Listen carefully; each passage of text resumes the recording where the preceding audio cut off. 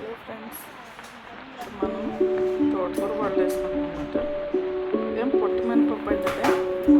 Night నానబెట్టేసుకొని మినపప్పు పొట్టు ఉంటుంది కదా, తీసేసుకుని ఇట్లా మిక్సీలో గ్రైండ్ చేసేసుకోవాలి. లైట్గా సాల్ట్ వేసి సరిపడంత సాల్ట్,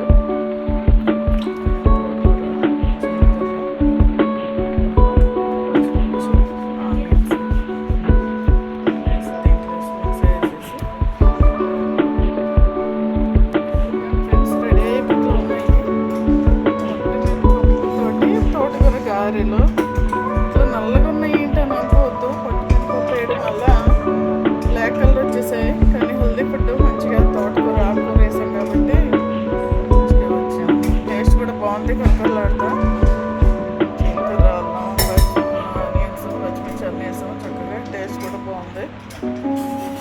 మీరు కూడా చేసుకుని తినండి friends. Very tasty healthy food.